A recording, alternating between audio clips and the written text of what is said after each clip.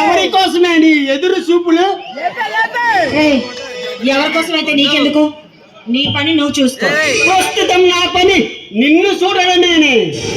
అజంత సర్ప సుందరిలా ఉన్నావు. ఇలా కస్సు బుస్సు అనకపోతే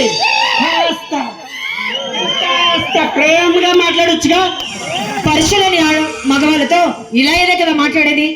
పరిచయం అనేది పంచుకుంటే ఎవరికి రాదు. సరదాగా మాట్లాడితే ఇద్దరి మధ్య పరిచయం ఏర్పడుతుంది. ఆ పరిచయం ప్రేమగా మారి ముద్దు ముచ్చట 3 ముళ్ళ బంధంతో 4 గోళ్ల మధ్యలో 4 కోళ్ల మంచం మీద శ్రావణం జరుగుతుంది.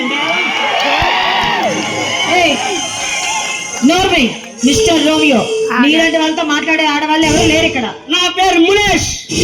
అందరూ నన్ను ముద్దుగా నీలాంటి ముద్దు బొమ్మలు ప్రేమగా కౌగులించుకునేటట్టు అంటారు. మందాకిని. నా పేరు మందాకిని కాదు, మాధురి. మాధురి అందానికి తగ్గ నీ నడుమప్పుల సొగసుకి తగ్గ పేరు మాధురి. నిన్ను చూసిన మొదటి ప్రేమలో పడ్డానని చెప్పగానే పరిగెత్తుకొని వచ్చి నీ కౌగిళ్ళ వాళ్ళే ఆడవాళ్ళు ఎవరు లేరు ఇక్కడ. అర్థమైందా? నువ్వే కావాలని కోరుకునేలా చేసి నీ మనసులో మన్మధుడిని అవుతాను. నువ్వే పరిగెత్తుకుంటూ వచ్చి నన్ను కౌగులించుకుని నీ నోటితోనే 5 అయ్యని చెప్పిస్తాను. కాదు కాకూడదని మొండికేస్తే నీ పాలిట ఇట్లా మారి నీ అందాల్ని రాక్షసులు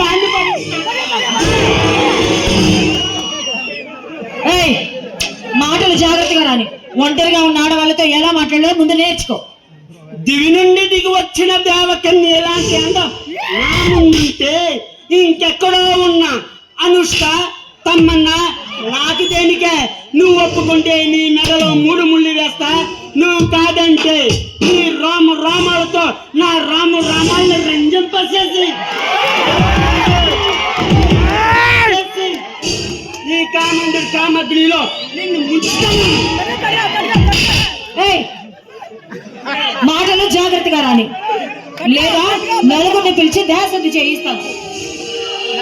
చెప్పాడా? చూస్తున్నా ఈ జనం సాక్షిగా, నేను నిలబడే ఈ నేల సాక్షిగా ఒట్టు. నీ ఎర్రని పెదవులపైన ముద్దు పెట్టి కాశ్మీరీ యాపిల్ లాంటి నిన్ను గొరికి సెలయేర్లాంటి నీ నడుమప్పు సంపులను నలిపి నీ శీలంతో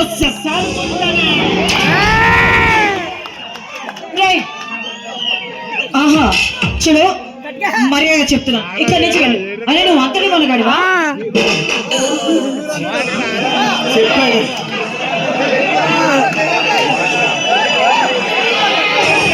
నీకు ఇలా కాదు, ఎవరైనా హెల్ప్ చేయండి ప్లీజ్. అన్నని ద్రాక్ష పండులా అటు ఇటు వెళ్తున్నావే. నీ అవ్వ ఏముందే నీ ఆడలలో. కత్తి లాంటి మగాన్ని కూడా కొంగుని గడేసుకుని నీ బొడ్డులో దోపుకుంటారు కాబట్టే మర్యాదగా నా కౌగుల్లోకి వచ్చి ఈ కామదాన్ని తీర్చు. రాకమా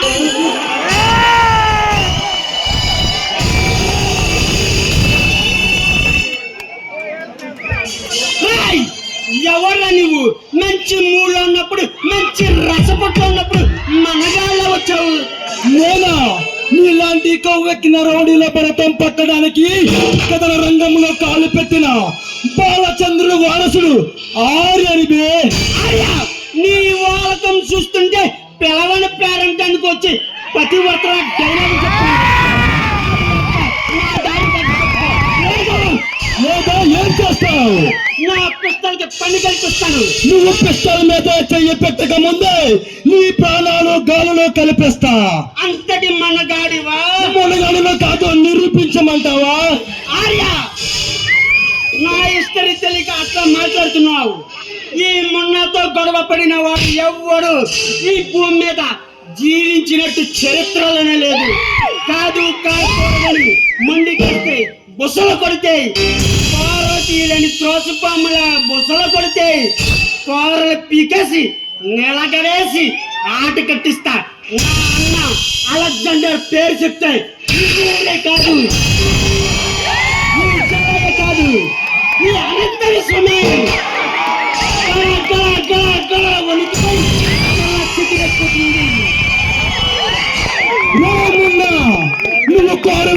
దానికి నేను తోచిపోమును కాదురా, పంజా ఇప్పేస్తున్నాను.